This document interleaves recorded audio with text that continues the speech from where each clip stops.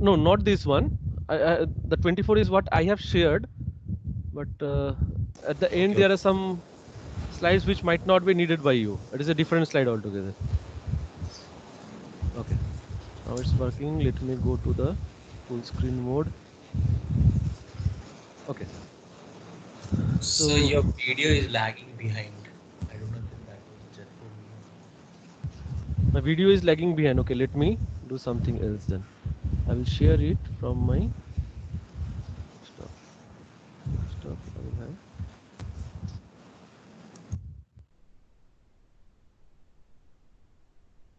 Is it lagging now? It's thoda sa slow but manageable. Changing it. Okay, I will start from one. I will just say 1 2 3 4 and all, and you say how much. 2 to 3 seconds is acceptable. That is the general lag. Okay, so this is the first slide. This is the second one. This is the third one. Now is it lagging? 3 second gap. 3 seconds. Okay, so once I change a slide, I will wait for 3 seconds. And Swaroop, if you have any issue, just click on raise your hand or type in the chat box. It will come directly to me in here. If you have network problem. No, sir. No, sir. Fine, sir. Oh, okay. Thank you so much. Okay. So is Devashish here? Yes, sir. Okay, so let me quickly today. Ankush has also joined. So I've taken up the attendance. Fine. I'm recording it.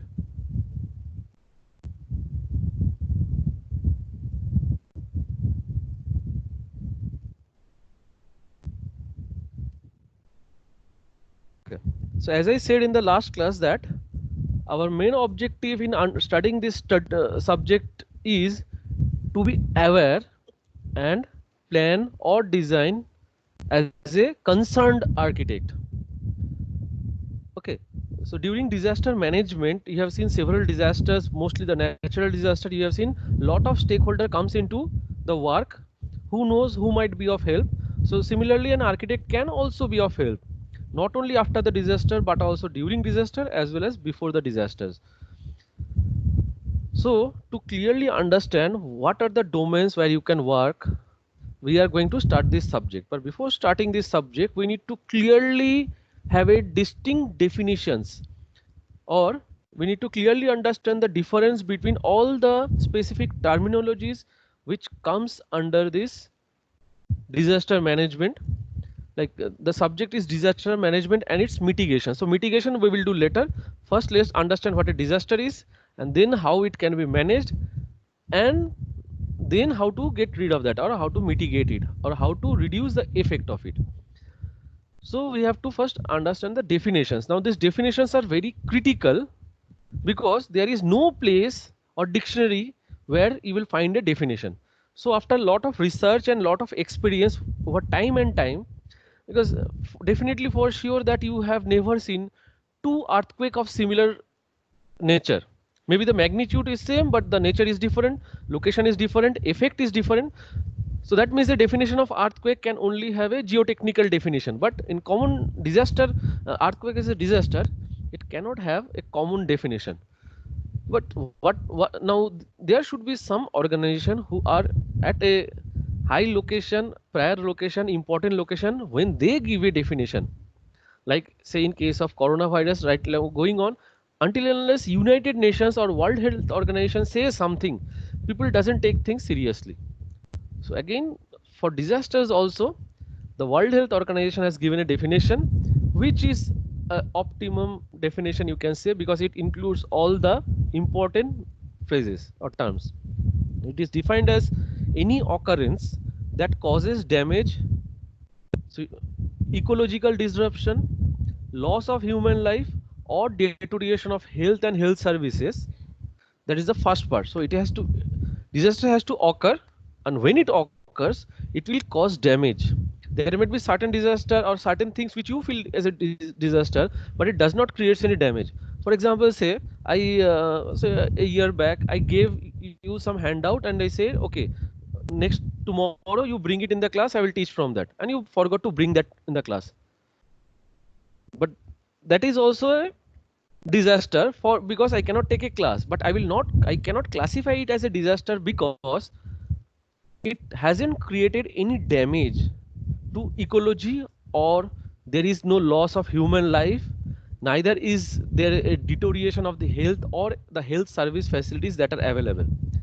Even though it would have been, there was something where a disaster has happened or a disaster has occurred which has damaged anything, a human life or health and all, but it has to be in a scale, see the third line, on a scale sufficient to warrant an extraordinary response from outside the affected area or community. Warrant means prevent. Okay. So it is so critical that it is difficult from people outside that affected zone to go over to the community easily and then make rescue the people. Rescue is again a critical term, we will discuss it later, but to respond. For example, in your nearby village or in a nearby town outside your place where you are living, there has been a lightning, few houses are not having power and all, so you cannot get connected to that. There is no loss of human life, there is no loss of health, but there is a loss of services in a scale that you cannot reach over there and call them up and say ki what has actually happened, you are not connected, so still that can be called a disaster. Is it okay? Is this definition understood? This is the most important one, and from time to time Yes, sir. others have. Yes, sir. Okay, thank you. So from time to time others have added to this definition. So other definition says it is a catastrophic situation causing immense damage to life and property. It is simpler, but it says immense damage to life and property. Now this is not that strong a definition, because how can you define the term immense? That means a damage has happened to life or damage has happened to a property, whether it is of huge scale or no, or less. Who is going to decide that? Like last class I was discussing about that movie, oh my god, then there has been an earthquake, and for this life insurance or the insurance agency and all, it is not of a huge scale, only one shop has been broken, but that shop was the sole property or the reason of livelihood for the owner. So for him it was of immense or great damage or high scale damage, so it was catastrophic and it has created loss of property. So there is some relation, but it is not a complete definition, but you can do with that also. The other one is it is an inappropriately managed risk. So you know there was a risk of something, or there is always a risk of something. For example, say you are staying in a place where there is a sense of tectonic movement, and what you design is a truncated inverted pyramid as your house, the inversion of a Louvre's glass pyramid museum. So you know that there was a risk of that. Even slight wind or tectonic movement would have toppled it. But this risk has not been managed properly. That means there are not proper supports, or you have not given some negative weight under the ground maybe to manage it properly. So you know that there is a risk, but you have not managed the risk properly, is still a disaster. That means you know there is a cyclone coming, it has been mitigated to everyone, still you have allowed fishermen to venture into the sea. That means you have not been able to manage the risk even though it was known to you. So it is a disaster. But what it is not? It is not a disaster if we are able to cope with it and there is no damage of life and property. Okay. This is the issue which comes up several times, that even when this corona came up after say 2 weeks, it was being said to declare it as a national disaster. There was some economic benefit of that, but out of beyond that, why are people asking the government to call it a national disaster? Because if it is called a national disaster, lot of other mitigation policies and economic diversions can be implemented, which otherwise till that time there was no loss of life, there was no loss of property, only few people were getting affected by a flu kind of disease. Oh, I know that from today morning itself you are tired of listening to flu and corona and hospitals and all, but okay, I will get out of that soon. Okay. And So it is not a disaster. Like the first three definitions, everything has happened, but it has not caused immense damage to life and property, or you were able to do out with that. For example, say few months back there was this Amphan. Now there were certain districts in Odisha who were ready to fight it. So slightly it has brushed through the coast, and there was these people, this community, they were able to cope up with that. So Amphan was not a disaster for many of the districts of Odisha. That doesn't mean that Amphan is not a disastrous. What can I say? It's not a disastrous cyclone. It was, but some states of some people or some states or some organization of Odisha were able to cope up with that. So we didn't call it as a disaster, but Fani was a disaster. Okay. So I'm going to the next slide. Basic nomenclature. It was the first definition actually. When there was no definition of something, then this American Red Cross Society gave this definition, which was taken from this Greek word, that is dus, which means bad, and aster, which means star. So as if calamity due to the wrong positioning of the planet or wrong position of the star. So you can understand how old these definitions were, when people used to believe that this wrong location of these constellations or star creates a disaster. So American Red Cross Society gave a definition that disaster can be defined as an occurrence, either natural or man-made, that causes human suffering and creates human needs that victims cannot alleviate without assistance. That means in that point of time there was communication problem when these definitions were given. People never got were in communication. So in India, people never knew that what was happening in Australia or Malaysia. That was the problem. So it was, they were suffering, trees were burning, people were suffering, but people never knew, and they were not capable enough to cope up with that, to overcome the effect of the disaster. So with assistance only, these victims could have been alleviated.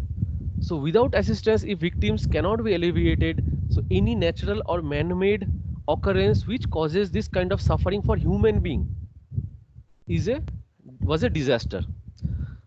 Okay, and still I hope all of you can still understand that the first definition given by the World Health Organization is still the compact optimum definition, which encompasses all the aspects in a nutshell. Okay, I'm going to the fourth slide, which is effect of disaster.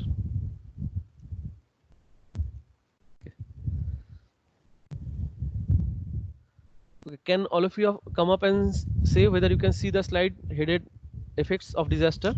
Yes, sir. Yes, sir. Yes, sir. Okay, I haven't heard Pragya yet.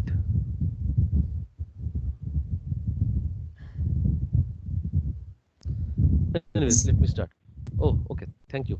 So effects of disaster, these are very general. I have tried to show you some examples because it would be easier for you to remember these with these pictures. This picture sometimes hurts our peaceful mentality and all. But this subject, you are actually fighting against your peaceful mentality. Disaster cannot be managed with a very peaceful nature, ignoring everything.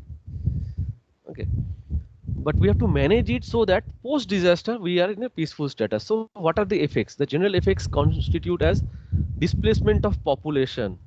Definitely we know that when last year Fani was there, many of you or your seniors or your relatives who lived in the coastal area left their home and stay in districts like Dhenkanal, Angul, Sundargarh, Sambalpur and all, which I have known. You might have also known some other places which were not sure to be not that affected, but it causes the displacement of population. Day before yesterday or yesterday there was a explosion in Beirut. Lot of people have lost their life, but fearing the aftershock that there may be some other explosion being triggered, many of the population have left the explosion site and went inward, where they could be away from the effect of the cloud that has developed. So it can attract acid rains and all, which if you remember last year we studied in some subject about the effect of acid rain discoloring white or marble structures and all. So that gets affected. So it is better to get away from the place where the disaster has occurred, or getting away from the place which might be affected by the disaster.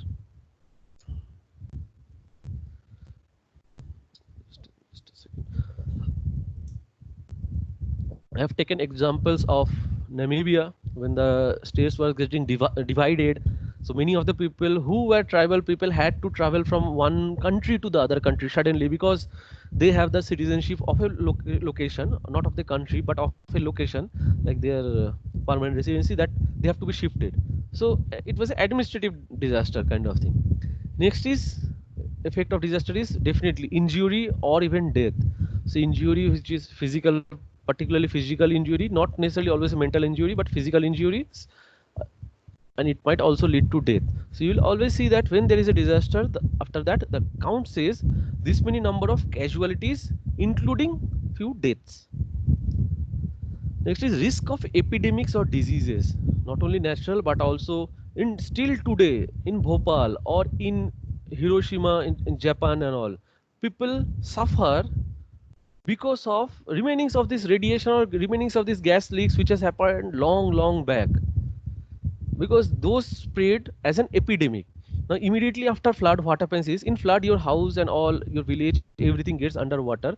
Once the water recedes, still people has a chance to build their house. But what do they start? They don't have any crops, they don't have any food. They start eating whatever they feel like, whatever they get, whatever I mean, there are evidence where they start eating something which you cannot even believe, like even the Chinese people cannot believe of eating those particular things, and that leads to epidemic. Flood comes with choleras, typhoids, all waterborne diseases and all. Okay. Next is damage to infrastructure. Okay, this is a damage which is generally accounted for in economics. You can understand that this has caused a damage of infrastructure. Infrastructure includes, say, it is flooding in Assam right now. 70% of the Assam states is under the water, so it has damaged crops, cattle, human beings, houses. So out of that, most, now all of this together forms the infrastructure. It doesn't have to be living or dead, but it all constitutes to the infrastructure, because this damage causes economic loss.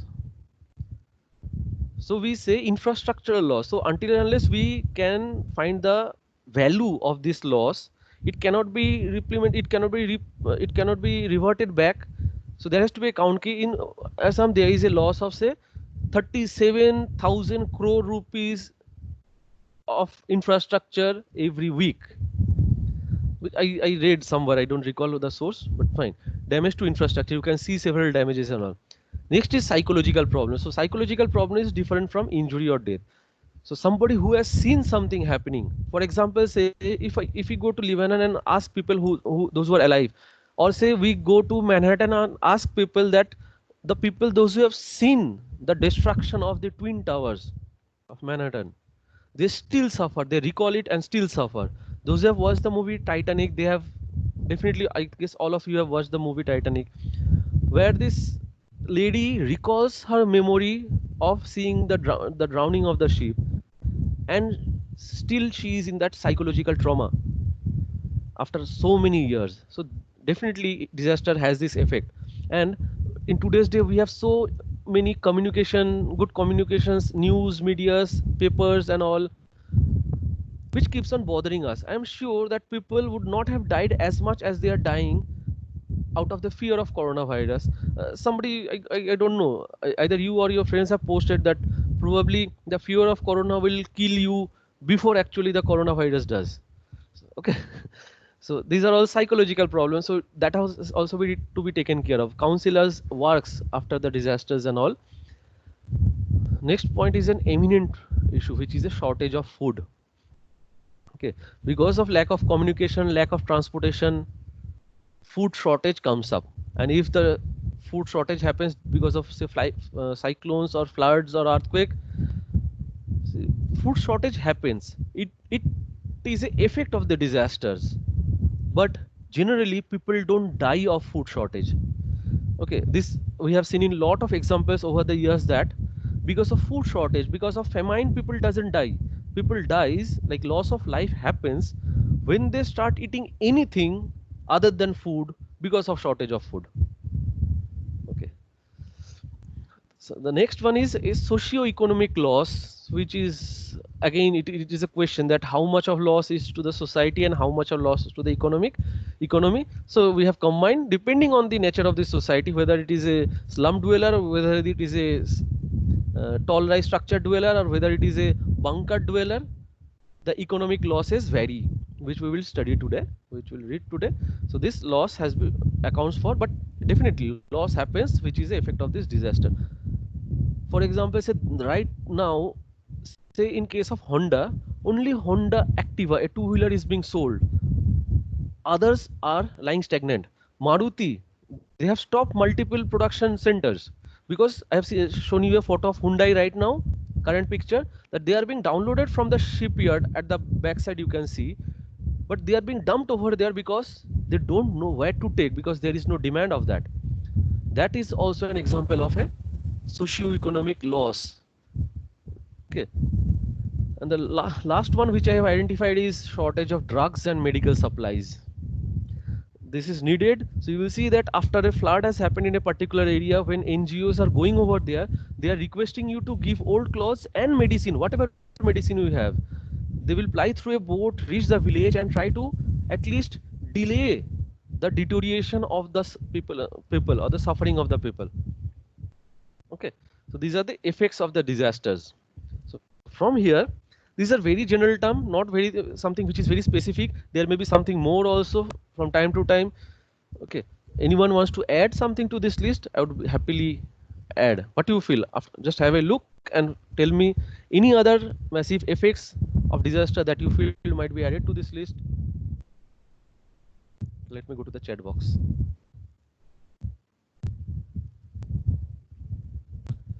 You can type. Sir, I think this is it. It covers various effects and all. Initially, I had 4 or 5 in mind. Then I started searching out many things, and ultimately it led to adding few small things, which also I think that attributes to this effect of disaster. So, anyways, in our course of study, if we find something more, okay, we will add it. Yes, sir. Okay. So now, okay, by the way, today we have a 2 hours class, but I might need a break, or what I will do is I will continue till continue on this class. I might end up maybe half an hour before the actual before 3:15. So by 2:45 or 2:50 I will end the class. What do you say? Okay, sir. It's okay. Yes, sir. Because we will be discussing 5 terminologies right now. I have noted those on the right, you can see. Sir. You have to understand each of them, as well as understand how to not misuse the meaning of this term. We keep on misusing it, that's the problem. So the course is more important, that I will try to make you understand that how each and every terminology is distinct from the others, where it is different. Okay, and these 5 terminologies we will be now, if you are clear about these 5 terms, your life will be easier after this chapter, because we will be using it like anything. And misuse of this terminology, even when I am speaking, I might misuse some terms, but you should be capable enough to understand that by mistakes Harry says something else, so you re-clarify it from me. Okay, we will have this kind of discussions. And common people, I guess, after you study this particular terminology, you talk with the other of your batchmates, again they will start misusing this terminology. So let's start and find out what important terminologies are there in disaster management. First is a hazard. So hazard is known as any phenomena or situation that has a potential to cause disruption or damage to people and their environment. So you might feel that hazard is synonymous to disaster. No, not all hazards has to be disastrous. Okay. For example, say you are Hazards taking a, can be avoided. Uh, yes, the definitely. Yes, it can be avoided. Surely that is there. But but just by the definition that it is a phenomenon or situation that has the potential to cause disruption or damage to people and their environment. For example, say all of you have this habit of holding a pencil battery, the battery which you use in your torch or something else, with 2 fingers, one on the top, one at the bottom. Let me just switch off and then show you. If you can see me, I have a pencil battery in here. If If you can see, I hold it like this after opening the pack. This is not hazard, or this is a hazard, because 1.5 volt of potential difference and a current out of that is flowing through my body. But is it a disaster, or it is just a hazard? It's not a disaster. It's not a disaster, but it is a hazard. Now, if I connect, say, 200 of this battery in series and then hold the two ends, then almost 30 volt might cause a small spark in my body. Still, it might not be hazardous, but getting too much powerful that I am a battery man and all, I started touching the two ends of a inverter battery when it is running. Now that has become a disaster. Okay. Mhm.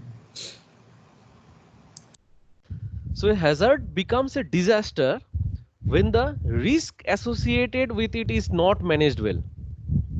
So not all hazards are disaster. It is only a disaster when the risk out of that, what is a risk will come later, that is the second term. But for the timing, with your general idea, whatever you understand risk means is, say a wire is hanging and you have seen a lot of people in high tension wire, they are standing on those high tension cable and working on those and no problem is happening, and suddenly you say from a light post a wire was hanging, a child touched that and was charred to death. That means there was risk always. The person working on the top is also at a risk, but he has managed the risk. He has the proper gear to manage the risk. But here what has happened is, in case the wire was hanging from a light post during the monsoon, is the risk was there, the risk associated what was there, but it was not managed well. Nobody has informed the local electric supplier to come and get it mend, so that it is just a hazard and not a disaster. For example, say people living in coastal area are in a hazardous situation, as cyclone may strike them anytime, which they don't know. At any time a cyclone or a strong wind might come up. That means there, when you build a house in the coast, there is always a risk associated. Now, how well you have managed the risk, how you have oriented your building, how you have stepped up your building away from the coastal line or away in the direction, or have you built it perpendicular to the direction of the wind on the coast, that decides whether this hazard will become disastrous or not. Another example I have given is construction worker working at height. So I don't remember. Have you been to any construction site in the last 2 years of your NIT Rourkela life? Construction site? Yes, sir. Yes. Sir, in where? sessional classes. Yeah, in sessional classes, either building construction or working drawing or somewhere you have been, I guess. Building construction sessional, sir. Building construction. So the small building behind the library? No, not that, sir. Like we No. also went to that Yeah, Sir, restaurant. PG was- hostel. The new hostel which is being built near the faculty residence. Yes, sir. Okay, so you all have been there. Yes. It is a small residence for married PhD students, Korean Varghese. Yes. So you have seen that after a particular level of construction is over, whenever you all joined, you were in your first year. When you were in your first year, probably the building was structurally almost completed, finishings and paintings and all were going on. The top floors were getting built and all. You have definitely seen that some people were wearing a fluorescent orange color jacket with a 3 feet cable or 1 meter cable tied with some rope, so that even if they sleep working at the edge while removing the scaffolding, they will still be hanging.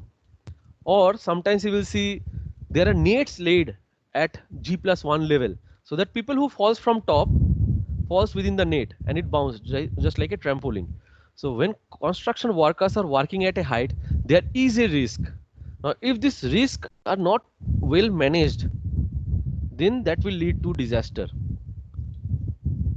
It requires some planning and precautions to avoid the hazard turning into a disaster. Now, this is just yes, please. Sir, will we call it as a risk or a hazard? It is a hazard. It is a hazard. It is a hazard when you know that there is a risk associated with that. But if the risk is not managed well, in spite of knowing that there is a risk in that, you are not taking good care of that, then only that hazard becomes a disaster. sir, didn't get. Didn't get me. Okay. Okay, let me explain you. Yeah, have you put a 2-pin plug into a socket in your home, Yes, sir. or a multi-plug, or your laptop power cable and all in a spike buster? You have put it, right? And now you're a grown-up Yes, sir. people. Almost you have completed some 20 years of your life. But just imagine a 2-year-old kid trying to do the same, and by mistakenly his or her finger gets inside that socket. He will get a shock. He will get a shock. Yes, sir. Why didn't you get a shock? There So is live because electricity, so it is a hazard, and you know that there is a risk of getting shock. So why didn't you get a shock, but that kid got a shock? because I know the risk, how to avoid the hazard, but he doesn't know the risk Yeah. and he couldn't avoid the hazard. He could not avoid. So that means it is a disaster. It is hazard always, but it is a disaster for the kid, but not for me. And this whether a hazard will be disaster or not doesn't depends on the risk associated, but depends on how much you are aware of its effect or how well you have managed it. Risk, like there is always a chance of getting a shock, that is always there. मतलब जोर का झटका कितना जोर से लगेगा, nobody knows, but there is a risk always. Now suppose that kid was wearing on a wooden slipper, or was wearing a wooden slipper or a cotton slipper, which is not a good conductor with the earth. So he might have not felt the shock or the spark because he was not wearing barefooted or there was no water below his feet. The same kid who just a while back, without knowing the disaster, had got a shock, still might not be facing the same hazard without it being called a disaster, because somehow that risk has been mitigated just by wearing an insulation shoe. So you see, workers, electricians working in your home and all, they preferably wear these rubber chappals rather than wearing shoes, or rather than wearing barefooted. Have you got it, Vivek? Yes, sir. Clear? Yes, sir. Okay. So the second paragraph का जो last line है, it requires some planning and precaution to avoid the hazard turning into a disaster. But risk will always be there. Now, how can you avoid that risk? Decides whether that hazard will become a disaster or not. There is a relation. We will come to that equation later. Okay. Then, so these hazards, whether they are disasters or not, for the sake of disaster management, let's consider, we will only consider those hazards which are not managed well, or which has not been managed well, or which are not being able to, we cannot manage those. Something which is beyond our managing capability, those kind of hazards. So all of them will probably lead to disaster. So what are the different types of hazards, if I ask you? Okay. So since you already have seen the slide and I have already shared the slide, I'm not asking you, but what I'm telling is disasters, all the different types of disasters can be, or the different types of hazards which are disastrous can be classified in 3 different ways. It all depends. Maybe you are 3 different people or 3 different group. All of you have chances to define all the hazards in different ways. For example, say the first type I have given in here is a dormant hazard, an armed hazard, and an active hazard. Okay. So people living beside flood-prone river, whenever there is a flooding, then only there will be a hazard. But you might have taken already necessary actions to avoid getting affected by the flood. So the risk of flooding is always there. Anytime there is a water being left from any high level dams or reservoirs, there might be a flood. Or there is huge high monsoon, the water basin is choked, there may be a flood. But you have taken necessary actions in flood. What you have done is you have stilted your building already. That can be done. So this kind of places, even though you have built your house, is known as a dormant hazard. That means the hazard is in a sleeping condition. It will only rise when it is activated or actuated.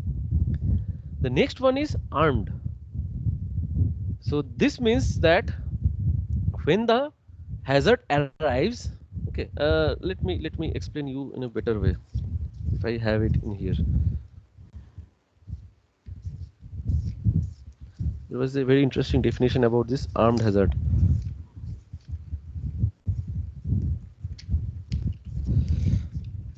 Okay, anyways, so armed hazards are those which comes anytime. That means you don't know that in your place, you may live in a cyclone prone area, fine. Even there is a chance that you are not living in a cyclone prone area, but still you might be facing the effect of a cyclone. And whenever it comes, it will definitely affect you. So it is armed. That means whenever it arrives, it will cause damage. It is very difficult to avoid cyclone. And the last one is an active hazard. That means I have given two example, which is open cable or a high voltage cable. That means you have to be in direct contact with this kind of hazard to understand its effect, to face the disaster. Okay, so that is one way of classifying hazard.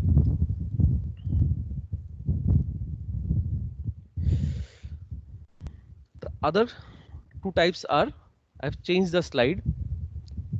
The other two types are, the other two, not the two types, I will say the same sets of hazards can be again classified under two heads, which is a man-made hazard or a natural hazard, whether it has been caused naturally or it has been caused due to intervention of human being.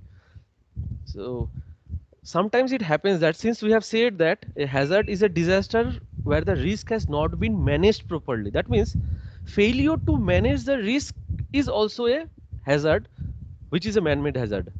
So you know that there is a slippery road which is not barricaded, so there is a chance of people slipping. Slipping means falling and then sliding, which can cause accident. And still knowing that you have not done something, so you will say, no, I have not done anything. But still, without doing anything, you have done something which has made it more hazardous. Is it clear? I have just given a critical example, not a very common example though. There are many other man-made hazards, like you left your oven on without lighting a fire and suddenly there is a spark somewhere and it catches fire, your LPG cylinder blasts, or there is a dripping of petrol in a leakage of your petrol car and all. There are several other man-made diseases. There are chemical plant explosion or something happened in Vizag a couple of months back. These are all man-made disaster hazards. Okay. Now whether those hazards will be disaster or not is a different question. But has this classification been understood? The way of classification, the source, the Yes, cause sir. of this hazard, whether it is man-made or whether it is natural. Now the other way of segregating or classifying hazards are, the other way of segregating or classifying hazards are how a person see the effect of the hazard. It's a perception outside as human beings perception, whether it is a physical hazard, whether it is a chemical hazard, whether it is a biological hazard or a radiation. Radiation is none of it, is not neither a physical nor a chemical. Okay, something from physical, something from chemical, maybe something from radiation, maybe a combination of many things. Okay. So physical hazard means any hazard which has physical consequences. Chemical hazard means something which leads to some chemical reactions or alterations, say a nuclear blast. It changes the physiology of human being over the time. So it is a chemical waste. Or say we are dumping untreated chemicals from industry into the river water, which is collected as a drinking water in a lower stream. Again, it is a chemical hazard. Something like a biological hazard. Oh, I guess all of you know what a biological hazard is. If not till February, Yes, sir. right now all of you know. And then radiation is something like you have seen in lot of movies that Parmanu, has anyone seen the movie Parmanu by Yes, probably sir. John Abraham and all? So Yes, you know sir. that why we have only 2 nuclear testing sites in India, because the radiation of this explosion affects a huge radius. So people, Sir, those who are, excuse me, sir. yes Ankush please, Bhaiya is saying to add him again. I think he accidentally add me again. left the group. Okay, he could have easily typed in this group, but anyways, I have to first stop sharing.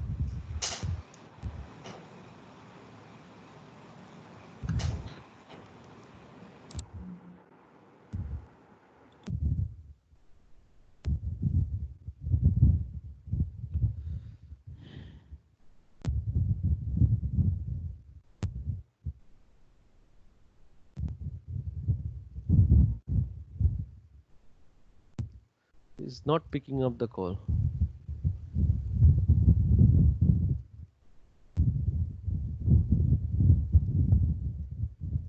Okay, did I share the joining ID or this Teams ID in the group?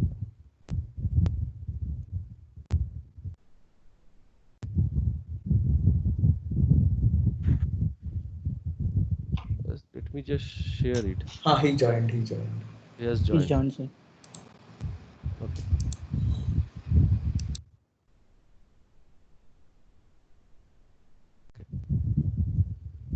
So I'm back to the classification of the third way of classifying hazard. Now, a common mistake which you might again do is, if I say classify hazard, you will say hazards are classified into three way.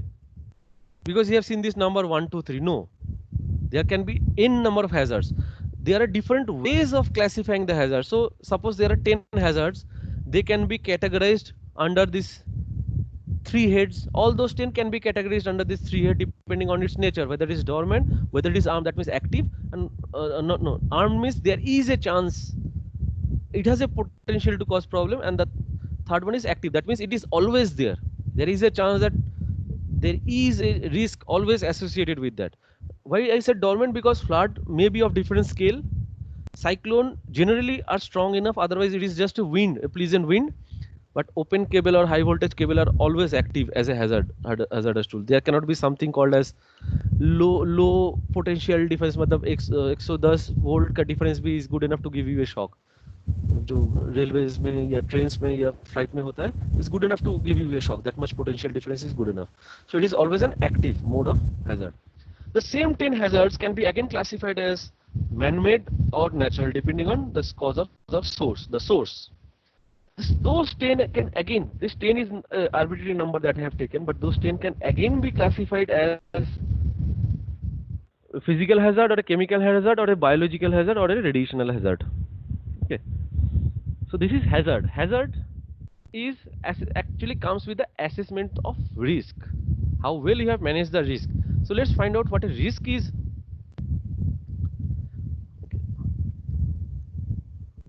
Okay, I have changed to the slide risk. Important terminology under that B, risk. Has it changed in all of yours? No, sir. No, sir. No, sir. No, sir. What I will do is,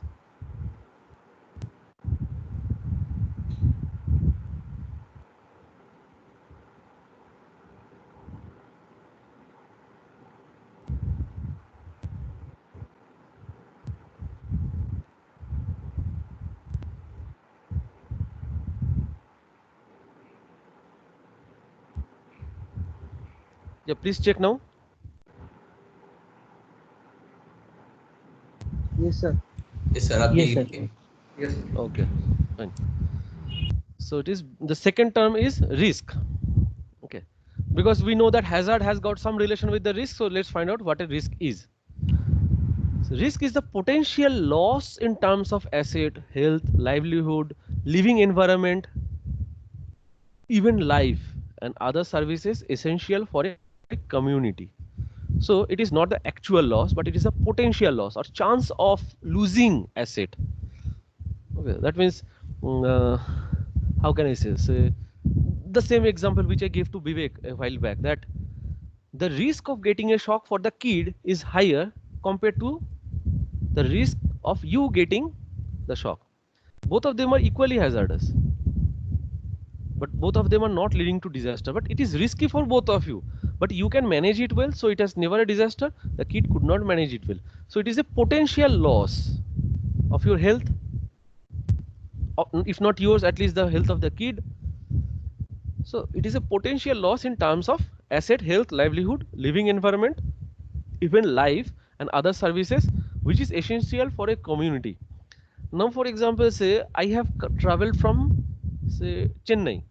I have traveled from Chennai and went to live in Jaipur. All of you have been to Jaipur? I don't know, you have not been to, but you have been to Ahmedabad. Okay.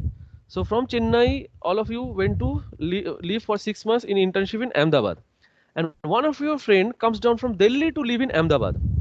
So that means That weather of Ahmedabad, which is probably a composite of but mostly hot and dry, is not creating any problem for a person alone who is coming from Delhi or Jaipur to Ahmedabad. But to a community who have been living for say 6 months in Ahmedabad, who have came from Chennai, Chennai is a extremely hot and humid climate. Ahmedabad is not that. So for them, this is a kind of potential risk that they will face problem with their health, which generates out of this dry weather, hot and dry weather. So now a community is getting affected.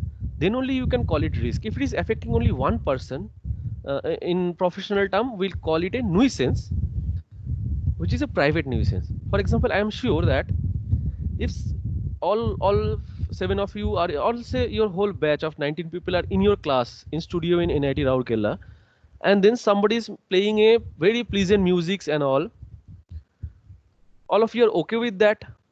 But one person who doesn't listens to those classical, is always into hip hop, might not feel good. So it is a nuisance. It is a problem which is affecting a private or a person. But suppose you play something which none of you like, the whole community gets affected.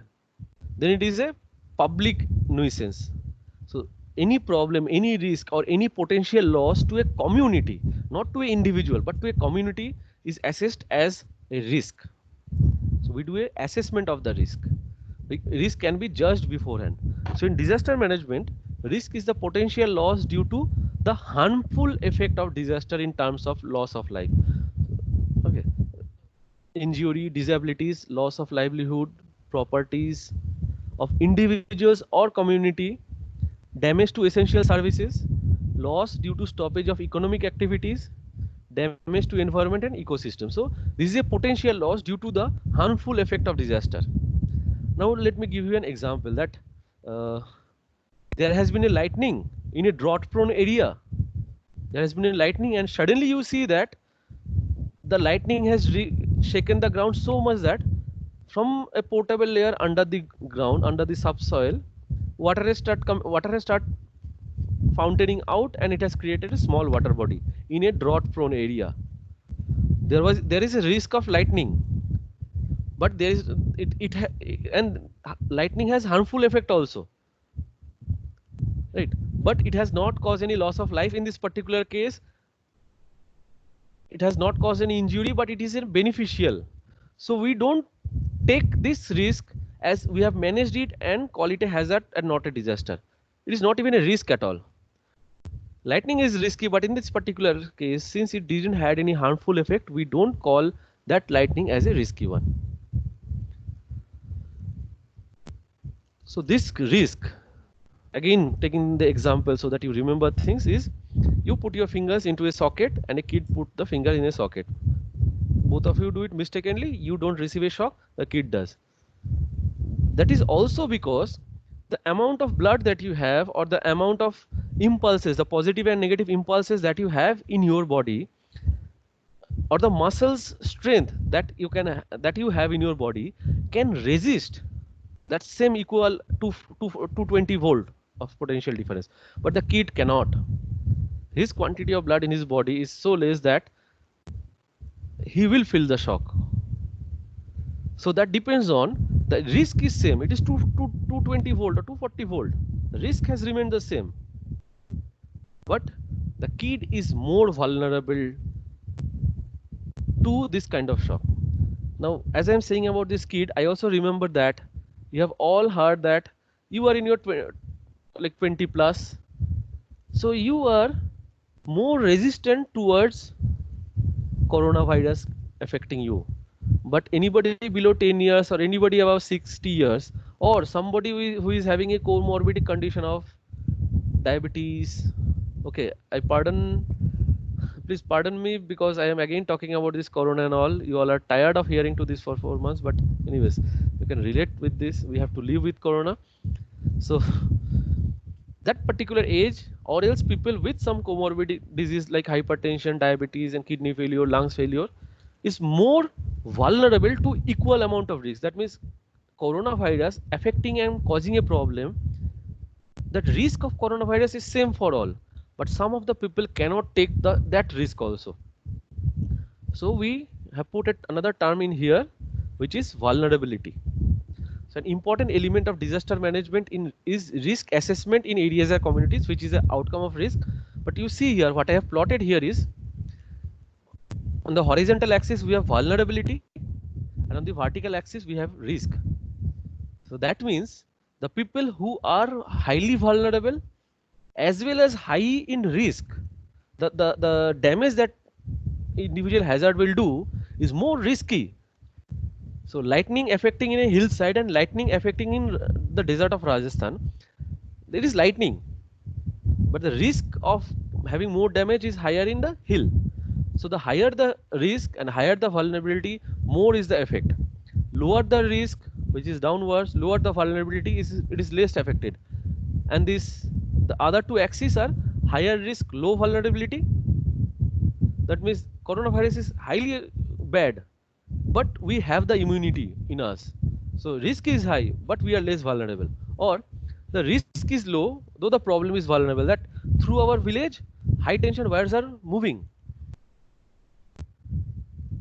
but it is moving from say 20-30 meters above overhead. So there the vulnerability is high because it is high tension wire, but the risk is less because it is far away from human being. Okay, so this is a quadrant analysis we generally call for assessing in which place you lie. So in case there is a hazard, which people, say there is an earthquake, so who should be rescued first or who should be approached first is those people who are highly vulnerable. That means the disabled one, the old people, the kids, the women who are highly vulnerable, as well as the risk. That means they were trapped in a house. It is in a risky situation. They could not go outside the house. So they should be first taken care of. Hence we do this quadrant analysis. So since we have done an analysis between the risk and vulnerability, let's next come down to vulnerability. Has the slide changed to vulnerability? Yes, sir. Yes, sir. Okay. Yes, sir. Okay. Or later, okay. So vulnerability, it denotes, now vulnerability is not something which you can assess. It is a character of the people or human being or the society getting affected. It is the characteristics and circumstances of an individual community or a area that could be subjected to harm from a hazardous situation. Okay. So it is a characteristic. It is not the effect, or it is not the cause of the problem. It is the nature of the people who will receive the hazard. So how they are, or how their community is, or how the area where they are living is, that decides the vulnerability. So how much of this hazardous situation is realized or mitigated by the community or the area decides whether the community or the area is vulnerable or not. So it comes from physical vulnerability, like physically you are weak, mentally you are really very strong, but physically you are very weak. So you cannot fight a boxing. So you are vulnerable to getting injured when you are in a boxing ring, but you are very strong, so in mentally, so you can play chess, right? Next is social vulnerability. The social vulnerability is something like, what can I say, that whenever you have given, have you done with the housing subject, the subject housing? Are you done with the subject? Yes, sir. Yes, sir. So you know that there are classification of HIGs, MIGs, LIGs, EWS, or economically affluent class who comes above the HIGs also. So social vulnerability states that there were some people living in EWS or slums and all. They are not necessarily always in a economically lower section also, but they are facing some problem. For example, say every time people goes the side from the site where these people are living, everybody turns their neck and see what is happening inside. Or we will give a better example. People staying in, say, do anyone stay in hall 9, SD hall? If not in No, girls sir. hostel, because nobody. Because only one girl stays in girls hostel, and that also I guess in KMS. KMS may is not designed in that way, but social vulnerability is I like think you Ankush Bhaiya is in SD. Ankush Hall 7. No, it's in CVS. So you open your window. The issue is you open your window and you see what your friend is doing in the neighboring house, or you open your bed. You open your in your house. You open your bedroom window, and beside that your neighbor is having the kitchen window or the bathroom window or bathroom ventilator. So these are sense of social vulnerability, not exactly a social vulnerability. We will have good examples, but just to demarcate what a physical, social, or economic vulnerability is like. Once a city start building or growing up, lower economy generating people starts moving to low-lying area, the downtown area, the slum areas and all, because they cannot afford to stay in the previous place where the land price was getting appreciated. It was increasing. Okay. So that is the economic vulnerability, and definitely most of common example is the environmental vulnerability. So we had the Sundarban, which is a mangrove of the South Bengal, but even Amphan was of such a strong level that it can resist normal cyclones, small scale cyclone, windy things, but it cannot save such a strong cyclone of above 160 kilometer per hour speed. So environmental hazards are always there. Now vulnerability is actually happens as a time based thing, and vulnerability doesn't remains for a long time.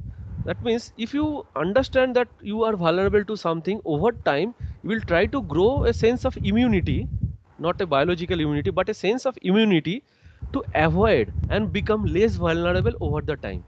For example, say in 1999, were you born?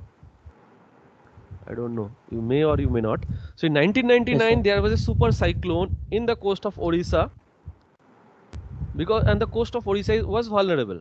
But over the time, more hotels have come up, more buildings have come up, showing just a showing no respect for the chances of cyclone, because they have become less vulnerable now, because they have managed the risk, they have reduced the chance of effect of the risk. So now they have become less vulnerable to that kind of hazards. Okay. So in disastrous situation, the vulnerable population includes the poor, the women, children, disabled, old population, who are mostly affected, particularly close to disastrous area, because they are more vulnerable. They are living in the same house, but once there is earthquake, who like who waits for their family to all be collected together and go out? Everybody tries to hide under the table or go outside the building. They never think of other people who, always. That means those people, those who remain trapped or cannot get rid of a problem or are living close to a disastrous location. That means the houses which are on the coast of a cyclone prone area, or the house which has not taken necessary action being sited in a earthquake zone, are more vulnerable. Okay, I will show you two pictures. One of Bhuj maybe, that when the Bhuj earthquake happened, the those houses were more vulnerable. Now what they have done is they have created, there is no stilt. They have created blank walls in between stilts. Now they have become less vulnerable. Okay. So vulnerability may be due to the factors like, okay, I have tried to frame it in such a way that you as an architect feel it a bit more interesting, that poorly designed and maintained infrastructure. So a bad architecture may lead to higher vulnerability of the structure. So you have a domain here, common. Next is inadequate safety awareness and measures for asset. So once you are making a house, your client says ki you are making a house very close to a small industry maybe, or a restaurant or a kitchen maybe, and your client says no, I want parquet wooden flooring, or I need, say, the curtains which will be made of clothes and all, or decorative inflammable articles and all, items and all. That means the you are not aware of the safety. So if you have taken less safety measures, you are more vulnerable. It will easily catch fire. Next is lack of awareness and adequate information about hazard and risk. Okay, just recall that on May 14th or May 13th, when suddenly it was announced that all the classes will be suspended, students will stay in their hostel, and after 2 days they were asked to leave their home. You were more vulnerable because you don't know how to return home. You all traveled with other people in train or buses, and when once you reached home, you were detected with something. Let's not call its name. That means people were not aware, or they didn't have adequate information about the hazardous nature of this problem. Once you go to a circus, which is under a tent, there are a lot of animals, birds, human beings, all circulate, and there are food courts. There are jokers who are playing with fire. That means people are less aware about the hazard and the risk. The two terms which we have already discussed. That means either you don't know the risk, or you know the risk, but you don't know whether it is hazardous or not. In both the cases, it might lead to you being more vulnerable to any distress. Next is inappropriate management of risk identified, which is mismanagement of risk. If you are not a good manager of this risk, you are more vulnerable. Okay. Lack of preparedness to face the hazard. So you have the information, but you are not prepared. For example, monsoon has set in before the roads and the drains or the sewage system was clean. Say it arrived early, so the drains immediately chokes. So the same hazard of monsoon, it has become disastrous because you were not prepared. You had the lack of preparedness to face that rain. Okay, and the last is improper management of resource and environment. Okay, how many of you are aware of an inauguration that happened yesterday in Uttar Pradesh? All of you, I guess. Yes, sir. Yesterday was 5th of August. So a fund which is getting not lined up or directed to the place where it is eminently required, but management of resources is happening to a place where it was not that primarily or priority or required by priority, that also makes it more vulnerable. Because say, for example, say when the news of Amphan reached Odisha, immediately money was flown in to Odisha government to be prepared. All 7 coastal districts were prepared to face it. But the 3 coastal districts of West Bengal didn't have the resource because they could not manage it well.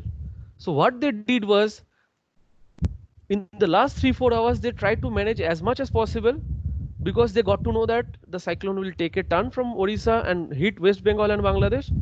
But because of this improper management, what they did was they were sitting in Calcutta just observing that how a devastation happens.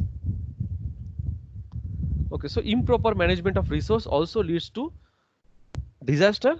So those community who cannot manage the resource properly are more vulnerable.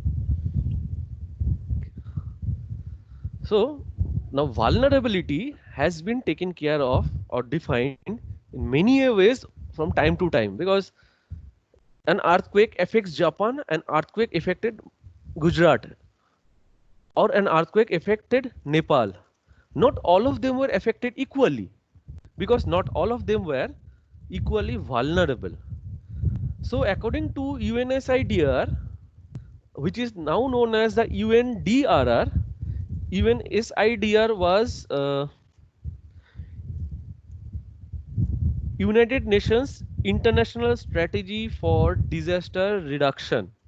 So initially what they wanted was, United Nations wanted was, they want to plan international strategies to reduce the disaster long back. So the organization was known as UNISDR. But now they have renamed it as United Nations Office for Disasters Risk Reduction. Now it makes more sense, because you cannot reduce a disaster. It is, some of the disasters are humanly not reducible at all. So you reduce the risk of the disaster. So the terminology changes, and what they say is, they say the vulnerabilities are again of 4 types. One is a physical vulnerability. So just like hazard, we have physical vulnerability where, for example, say there has been an explosion in say a highly densely populated place. Definitely we can give examples. See why these terrorist explosions and all happens in say temples or mosques or exhibition centers, or you have seen a lot of European movies or American movies where they set the explosive below an opera. Why? Why over there? And why not in a cafeteria? Or why not in a meditation yoga center? Can anyone say? Large number of people will be there. Large number Present. of population Because density of will the be high. crowd. There will be crowd, there will be high And population density. Now see, everybody will be knowing about it, and also everybody, there will be more people who doesn't know that they are more vulnerable. Okay. no, the event might be like popular or something Yes, they to might get not know. Okay, attention. fine. So similar hazard i- has more effect. Similar hazard becomes more disastrous when there are more people. So population density level decides whether the population is more vulnerable or not. For example, say we are in a city of Raurkela, but take up 2 cities of Odishan coast. Uh, take one as a Paradip, the other is a Puri. Now, during the month of July, Puri gets flooded with population, human being, people coming from all over the countries, even outside the countries, to get a darshan of the chariots of Lord Jagannath. So at that point of time, that particular place has a higher density of population. So anything happens, a cyclone or anything, will have multiple folds of more effect on that population. So that population is more vulnerable. But say Paradip, which is a port town, that same cyclone might have less effect because the population density is lesser over there compared to the population density of Puri in July, in monsoon, during the early cyclone times and all. Or sometimes what happens is remoteness of a settlement. So a settlement or a town is so remotely located that whenever there is a disaster, we cannot clear those people out and bring it to a protected place. For example, say people who were living in Rameshwaram or Dhanushkoti, they are so remotely settled that before the cyclone or these floods arrived, or high tides or tsunami arrived, they were so remotely located they could not be lifted and brought into the mainland in time. So remoteness of a location leads to physical vulnerability. Site design, an architect knows the best. If you have most of the buildings and glass windows facing directly the windward side or high speed wind, you have done a bad site design. So the people will definitely, the people living in that particular building will be more vulnerable and physically vulnerable because of the bad design that you have done. Next is material chosen. So if you are making houses of wood in an earthquake prone zone, it is good, or a bamboo houses in earthquake prone zone are good. But just imagine there is a fire, it is more vulnerable. So sometimes the choice of material decides whether it is more vulnerable or less vulnerable physically. The next one is social vulnerability.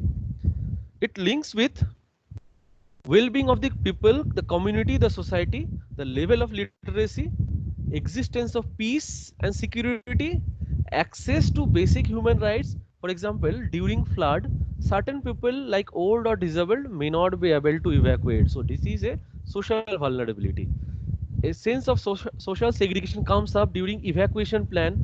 So, whenever these CRPFs and all in their small boat goes to a flood prone area or flood affected area, they try to pull up these old peoples and the kids first, because they know that the young generation can get hold of anything fixed and live for one more day. So we will see you tomorrow, but let not the old people or the kid die today. So a sense of social vulnerability is embedded in certain people or certain community. This is one example. There can be several other examples. Okay. Next is the economic vulnerability.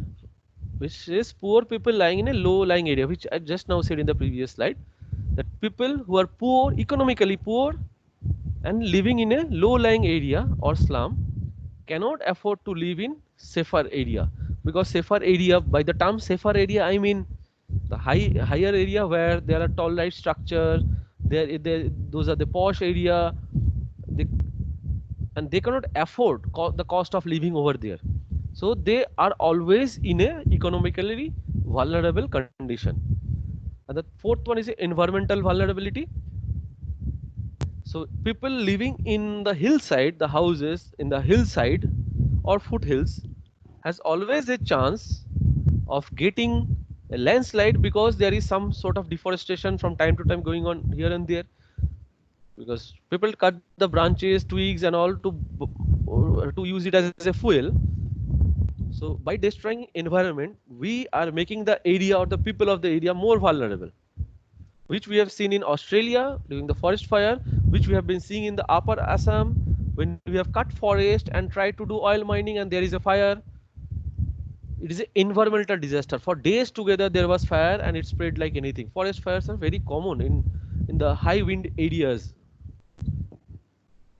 So, but see, whether it is a physical vulnerability, whether it is a social vulnerability, whether it is an economic one, or whether it is an environmental one, mostly people, those who are economically weak, or we call them people facing a sense of source of poverty, they are more affected. That means economy plays a role, or economy plays, or I can say the money plays a role in calculation of the vulnerability of a society. The degree of vulnerability may change, but money always plays. So I have written that poverty is a common cause of vulnerability assessment. So immediately when we do an assessment that a society or a location or a site, how much vulnerability is, first we do a economic assessment, that whether they can pay. For example, say I was very disturbed the day before yesterday after the class when I was looking into the news updates, that somebody is declaring that those people, those who are always constantly telling us over the last 4 months that have faith on the government health facilities, they themselves are now affected and all of them are in private health facilities. Why? Because there are two terms. One is a hospital and the other is hospitality. In government hospitals, the degree of hospitality is not that high. So people who can afford are less vulnerable to getting affected, because they have afforded to a higher form of treatment or higher form of care facility. So they are less vulnerable. So again, you see that poverty determines in assessment of the vulnerability. So we have a equation that from the quadrant analysis which we have done here, that we have a risk, we have vulnerability, and we have just understood what a hazard is. So the risk is higher if the people are vulnerable and the hazard is of a higher degree. So whether it is a fire, whether it is an earthquake, or whether it is a gentle wind, or whether it is a flood, or whether it is a river bank flowing, or whether it is choking of your toilet soil pipes, all are hazardous. But you have to, it gets multiplied by the vulnerability of the people. So risk and vulnerability are dependent in this equation. The risk and vulnerability are dependent on the community or the area. The risk of an area or risk of a community is directly proportional to the product of the hazard which affects the people, as well as the vulnerability of that community or that area who is facing, or which areas are facing that hazard. So it is the directly proportional to the product of it.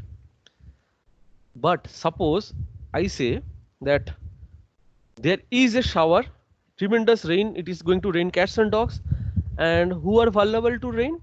Can you tell me? I have talked about a hazard. It is rain, torrential rain. It will rain for Homeless. 2-3 days. Homeless people are vulnerable to this rain. Okay. So when these two gets multiplied, we have a high risk population at hand, right? So how to manage the risk, how to reduce the risk? Whoever said homeless population, can you give me any idea how we can reduce the risk for these people now?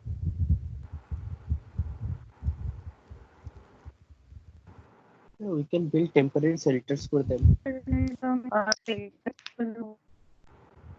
You can build temporary shelters for them. Why not permanent shelters? They are houseless, they are homeless. They are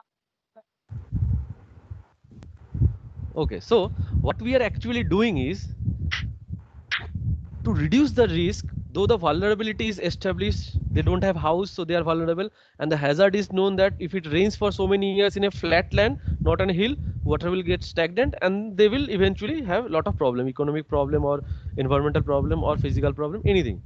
But if you are building the capacity, that means you are training them and asking them, okay, all of you do something, go and stay in the nearby upper primary school or high school or a garage or a parking station or a godown which has been built for a particular purpose in the vicinity. So what we are doing Evacuation is, after the weather forecast. no, I'm telling that you have a forecast of rain and you know that these homeless people are more vulnerable towards this. So the product of this is going to ascertain that how much risky keeping those people without the house are. But what you are doing is you are trying to provide them something to reduce the risk. The vulnerability is still there, the hazard is known, the effect of the hazard is known, but we are trying to build a capacity or a resistance, not a resistance but a capacity, that means a solution to reduce the risk. That means we have already built. So in case of say cyclones or in case of say natural disaster in Odisha, as I remember that there was somebody from Balasore, if not the coast of Balasore.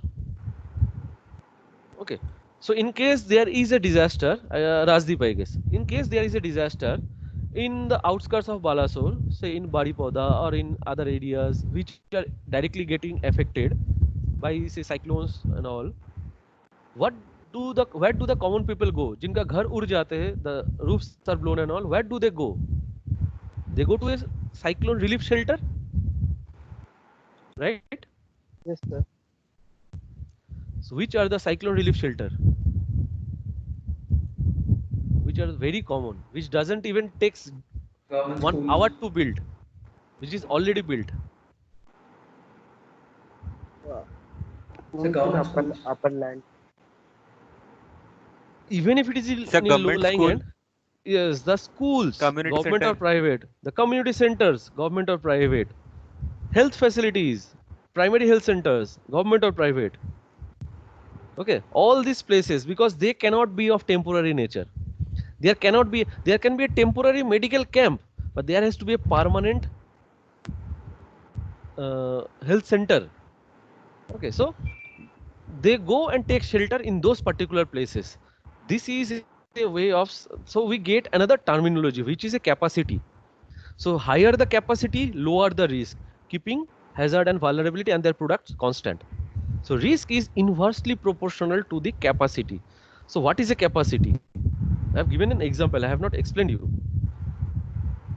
So coming to the next slide, I think it has changed. Capacity is the ability of individual or a group to face or cope up with and then recover from the disaster. Okay. So is the example now explained with the definition? Have you got the example definition now? It is the ability of individual or group. Okay, I will give you an even more better example. Say, whenever you are flying in a flight, right, and there is a problem in the flight and you have to jump from the flight, from the air, you pick up your what do you call, airbag or parachute or something, and then you jump. But if you are cruising in water and there is a problem, and there is a topple, you won't even get a chance to wear that safety jacket. So what happens is when you go for boating and all, you go wearing that safety jacket. So the capacity is already built because you have already know the risk and vulnerability. But once you are in a air, the flight is flying, so you will get a fraction of moment to actually reduce the vulnerability of the same. So you don't have to wear all the time wearing that jacket. You will have time by which you will wear the jacket and then dive. So in the boat, when you are cruising, you have already built a capacity because the hazard and the vulnerabilities are higher, but you have to reduce the risk. So it is the ability of individual or group to face the problem. All of you have watched the movie Gladiator for sure. So somebody who is completely armored and is already having the capacity to fight, that means they have the capacity to avoid the risk of getting affected. But somebody who is barehanded and has got nothing to do is at a higher risk. That means he is not capable or doesn't have the capacity to fight the effect of the risk. Okay, so example is the example which just now some of you said is provide cyclone shelter in case of cyclone or flood shelters in case of flood. Always have power backup. So in cyclone shelters we preferably have power backups or backup of communication system. All mobile networks and everything will be torn off after a cyclone. So have those wireless connectivity, talk with walkie-talkies. So this kind of things helps in developing the capacity against a risk. So in coastal areas and all, if you are designing a school, make it like resistance, design it as a disaster resistance structure for all coastal hazard. So you have already done with the capacity building. Now capacity building is it doesn't comes from inside. You have to do it physically, or you have to like it is not coming from inside you. You have to get it executed. That is the capacity building. So over the time, what you have done is, say in Japan, there are a lot of chances of floodings and all. So what they have done is they have created hollow air pockets under the ground. So whenever there is a heavy rain or flood, those empty chambers below the ground take care of it. So they have worked in building something to face the damage. So that is a capacity building, and it is different from resilience. Resilience is something which comes up involuntarily from inside.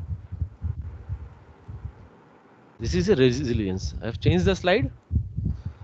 We'll try to wrap up soon. So this is the last definition, I guess.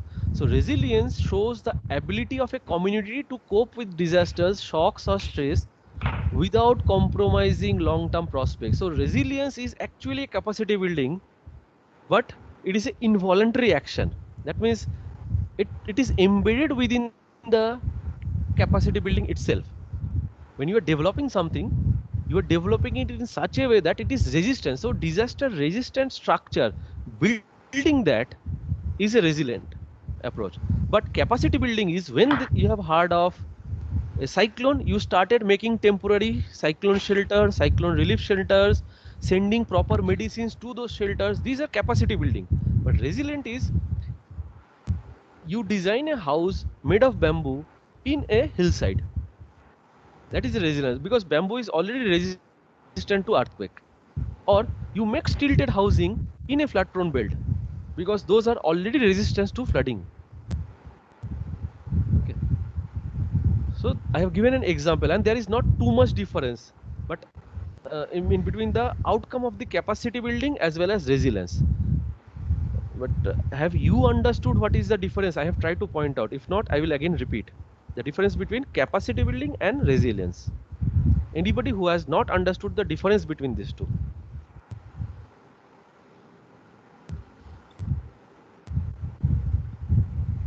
Okay, I guess it is clear. So, but capacity comes from capacity has to be done. It is a voluntary action. Resilience is an involuntary action. Okay, that would make it simpler to understand. So, what kind of community level resilience is there? I have got a good picture, a graphical picture. So I have picture is thing, which is an effective communication system.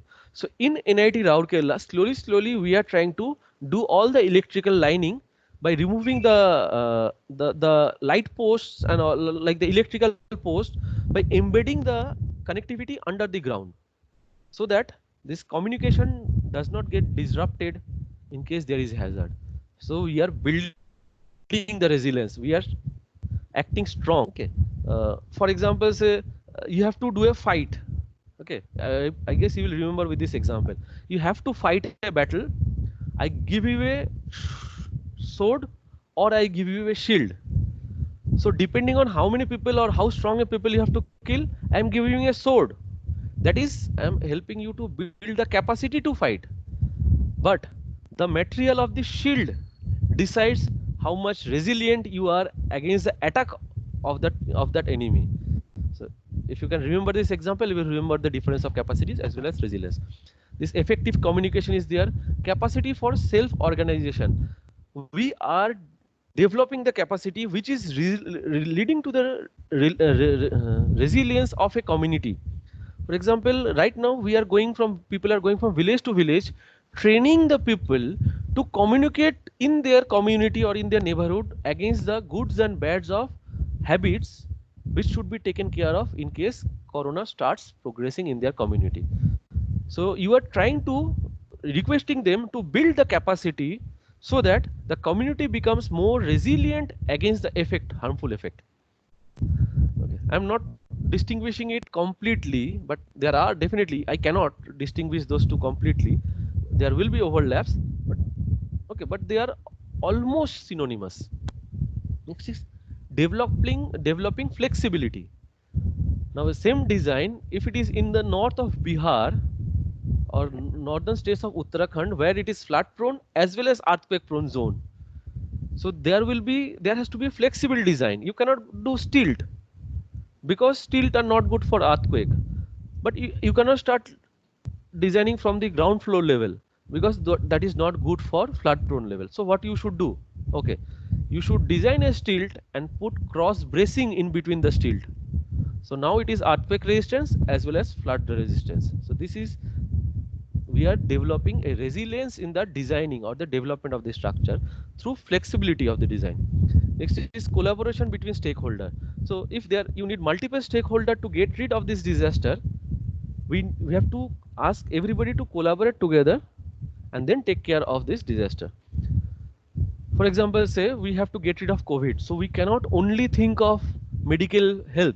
We have to also think of economic help, educational help, public service utility help. So banks has to remain open, otherwise there will be no transaction and things will not reach proper place. Communication will be not telephone communication, but other mode of physical communication will be disrupted. So collaboration between stakeholders is required. Preparation, engagement. So whom are you engaging? Whether are you engaging the right person for a preparation against a resilience, to develop a resilience or not? Whom are you training? Are you training the people in the Anganwadi, or are you training the people jinko whatever you do, whatever you train, after the training they will remain the same dull fellow? So whom are you engaging for which kind of activity? You need to know. Empowerment, like which community should be empowered with which kind of resources, that decide whether that community is resilient against any kind of disasters or not. Social connectedness is fine. It is a prevention against psychological disaster. Use of local knowledge and resources. Yeah, definitely. And understanding risk and uncertainty. So this is an important thing in determining whether a society is or a community is resilient or not. That is, there is risk and there is uncertainty, but do you understand it properly? For example, once the 2 months lockdown is over, suddenly there is a complete unlockdown because people have not understood the risk properly. There was risk, but it was not made understood properly. So again 15 days of semi lockdown. So there will be risk, but how well you understand the risk determines how much resilient you are against that particular risk. Okay. So that's all about resilience. Okay. So few pictures I have given very common pictures. I guess all of you have seen almost all of them. The impact of disaster. So I have taken only 2 natural disasters and 2 man-made disasters. First one is an earthquake. The first picture, small one with small cracks in the buildings and debris, is from Bhuj. The next one on the right, the green color building, is taken from Mizoram. Below that, we have 2 pictures. One is the Odisha, one is during the Amphan in the Puri district, and the next one on the right is in the Sundarbans of West Bengal. So you see a lady standing over there in the picture, or some people riding a 2-wheeler or walking in Odisha picture of the cyclone. They are going somewhere to fetch something which they need. So this disaster doesn't affect the particular location or particular community, but also avoids people, the rescuers, from reaching to that particular place. No, today only I was having a discussion with your design faculty that the problem after earthquake in Bhuj was that it was not resilient. Okay, they were never prepared to face this. Similarly, West Bengal or Calcutta was never ready to face an cyclone like Amphan. They were not prepared. They were not resilient. Okay, so what the problem that happened was, when this Bhuj earthquake happened, some vulnerable community was stuck below, those who cannot come outside the building, and it was very difficult for the localized to actually reach over there without removing the debris by these JCBs and other equipments, heavy equipments. So though they were alive for many a days, but because of lack of connectivity, which is the effect or impact of the scale of the disaster, they lost their life after a long time. Next, on the picture in the left is of our own Mumbai, Elphinstone station of Mumbai. In 2018, I guess, there was a footbridge damage and people started rushing down. There was a news of stampede and many people lost their life. Many people lost their organs like hands and limbs, and have now become disabled. So that is also an impact. Impact means effect multiplied with the degree of the loss that it suffered. That decides the impact. Like the earthquake, if this building in Bhuj was designed as a earthquake resistant shelter or earthquake resistant structure by using dampers or by using avoiding putting openings in the corners or making a horizontal bands like tie beams, plinth beams and all. So the impact of the same disaster, same 5.4 Richter earthquake would have been less. I have taken some of the impacts which has manifold effect. The bottom left corner, you can see a bridge, lot of police personnel standing. It is of Cambodia. That after a stampede, due to miscommunication, misinformation, people have fled, they have jumped from the bridge and lost their life into the shallow river below. But see, this is a picturesque example. And the rest of the two are, first of all, a university, a Delhi university, where a group has clashed over a particular issue, and the rightmost bottom one is of Doklam, where the Chinese border security force and the Indian border security force were in a clash. Recently, we have heard about the same happening in Pangong, near Pangong Lake of Ladakh, the same thing. So these are group clashes, and this has become news, and it has spread over multiple communities over the time, and there is stories coming even from Kanyakumari to support the people of Ladakh. So you can understand the impact of 10 people fighting with 10 people. The impact of it can be disastrous. So today I leave in here. I will take a break here because we are meeting again tomorrow at 1:15. So you can go to the files option in these Teams and download the PDF. Definitely it is not 24 slides because there are some unwanted slides at the end also. So download the PDF, and I will stop recording and go for questions of clarification.